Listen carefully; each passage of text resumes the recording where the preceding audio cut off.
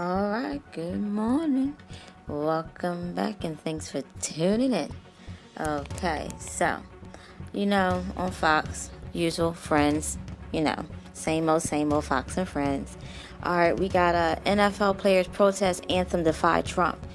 And you know what I think about this bullshit y'all niggas out there trying to do? Y'all get paid millions of dollars to play fucking ball. Are you fucking kidding me? There's kids in college that's better than y'all motherfuckers. And y'all out there abusing this goddamn privilege you got. Seriously? You need your ass whooped. Okay? Some of y'all motherfuckers gay anyway and you acting like a bitch out there. You being a fucking follower. Okay, some of these motherfuckers, you want to kneel. Okay, do that shit on your own time. People pay money to see y'all motherfuckers go out there and play. We ain't got time to wait for y'all motherfuckers want to kneel and shit disrespecting our flag. Nigga, it's America. Okay, when you cash your motherfucking check, don't they give you American money? Alright, don't you live in America? Okay, don't you speak English?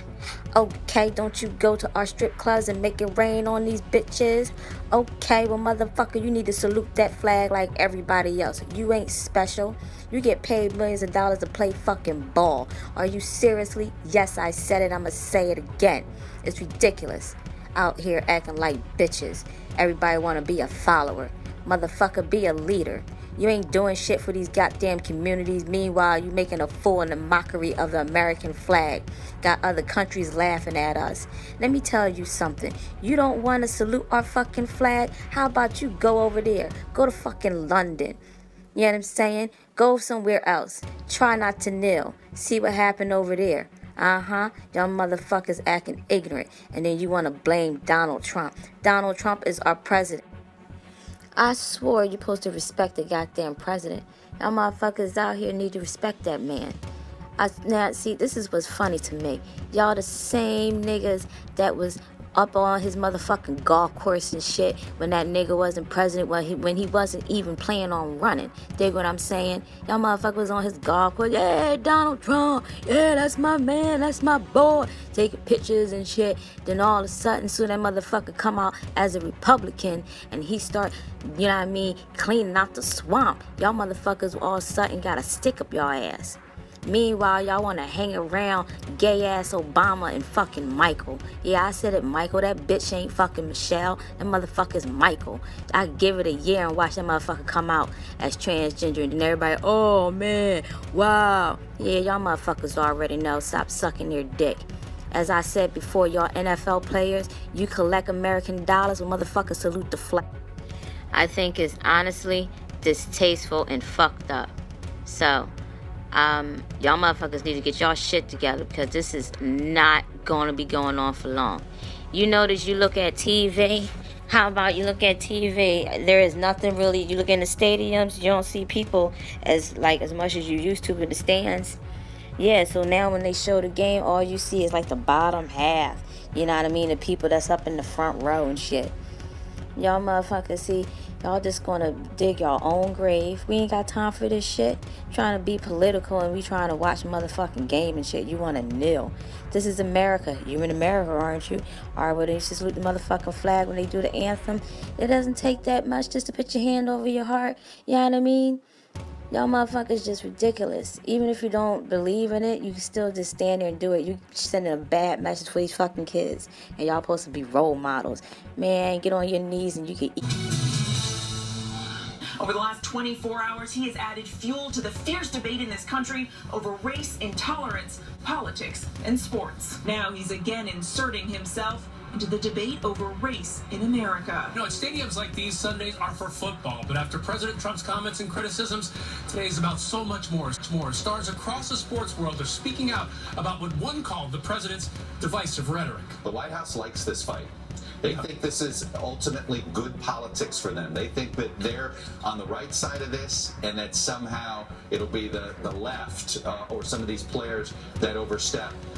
I don't know. We'll see. This feels like a culture war that's exploding right before our eyes. There is an unmistakable racial element to this story. And the subtext, the awkward subtext, is a question we asked a few weeks ago on this program. Is President Trump a racist? Is he making racist appeals to his supporters?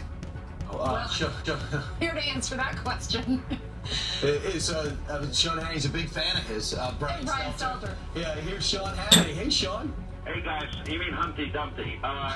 No, the president's not a racist. Why is it so difficult? We live in the most incredible times here because it's very simple about the country. It's a moment to unite around our flag, our nation, our anthem. All of those people that we remember that fought and bled and died for the right of these guys if they really want to take a knee. The president mentioned nothing about race, and, it's just very, very typical, though, of the media environment we live in. It's like knee-jerk, obsessive-compulsive hatred of the president and anything that he says or does, and it's kind of pretty typical. Well, Sean, the NFL settled on a let-them protest policy a long time before Donald Trump said what he did on Friday night down in Alabama. Now, how are things going to change? Are they going to wind up not playing the national anthem? Are they going to play the national anthem and the team will be in the locker room? How's this end?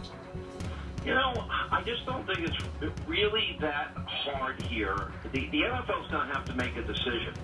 Because in my mind, probably the country, this is a 70-30, 80-20 issue, and Americans like to honor their country. Mm-hmm. They want to respect their flag.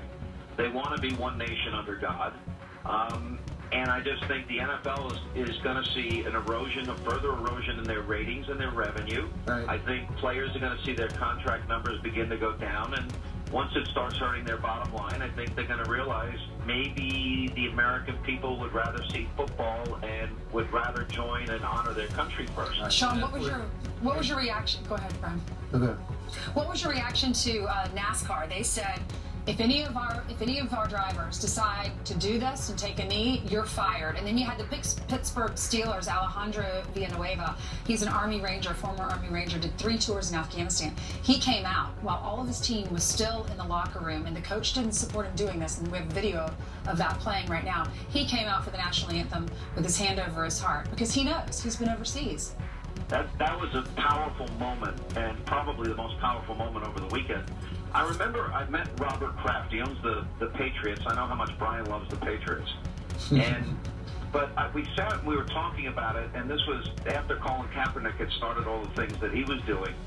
And he said that he took his players, those that wanted to make statements, and they went around some of the tougher areas of Boston, and he told all of his players, I'll match dollar for dollar any charity you want to be involved in that's going to help our community. Yep.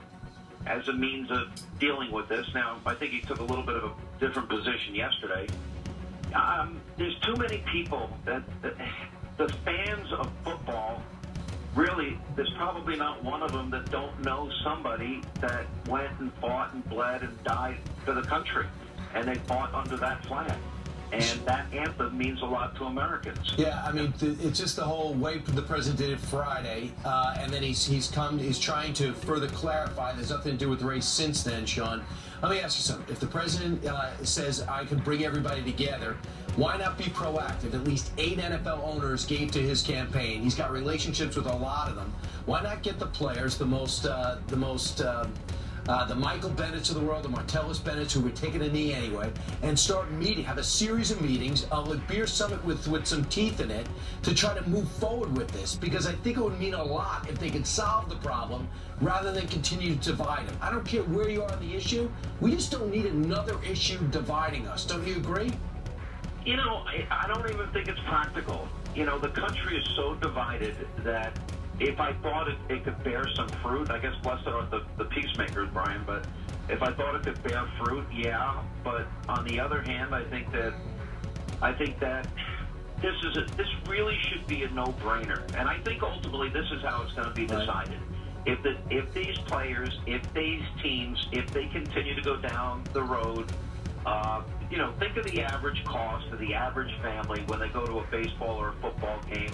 It's in the hundreds of dollars. By the time you get some popcorn, get a beer, get a Coke for the kids, get ice cream for the kids, get a decent seat, you're spending $1,000 to go to a football game, and it's going to insult so many Americans. And I think people are going to naturally, I don't believe in boycotts, but I think naturally people are going to get turned off and turn away. And when that happens and it starts impacting the bottom line, You know, the last I heard, Brian, you would know better than I, you're not allowed to twerk in the end zone. Yeah, I don't think you twerk or do what Odell Beckham did the other day, yesterday. We don't let him do it here either. Right. Yeah, I have no twerking in the green room. I'm watching in the morning. Look, you can't put on your uniform a statement. You can't, is that a violation of your free speech rights? Right. Hey, well, they do have a flag on their helmet, which is important. Listen.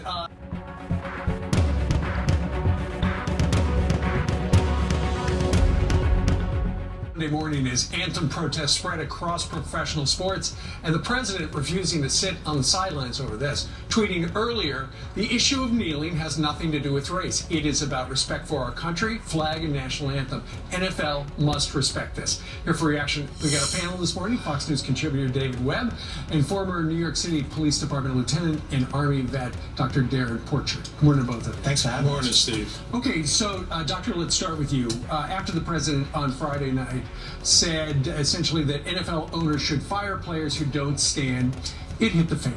And yesterday there were hundreds of players who took part in the protest. What happens next? Well, you have to take in consideration Donald Trump's stand.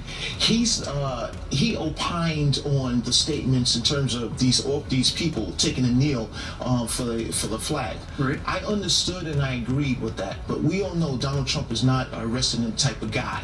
However, I think that there are we need to focus on a strategy here more, so to speak. Okay. One of the things is players need to stand for the national anthem, but in addition to that, how the NFL can gain a mulligan on this is to bring out military families during the national anthem. In addition to that, have the NFL owners sponsor these families in these luxury boxes, coupled with the oftentimes we have to take in consideration the fan base.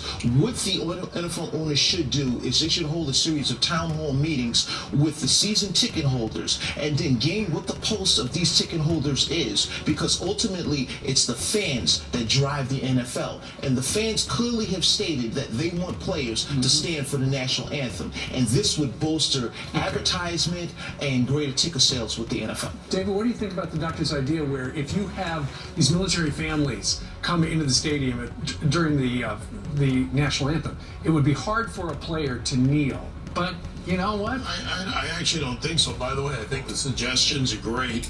If they really want to do something about this, then get out and have the actual conversation. I agree with that. The players that are doing this, and I can't speak for every one of them, but some of them by their own statements would do this no matter who's standing in front of them. There's a picture that's gone viral, actually posted by a former NYPD officer and a friend of mine this morning, or he retweeted it and then others have retweeted it, and it's of a police officer saluting behind the Eagles players, I believe, as they're kneeling. So the patriotism is there.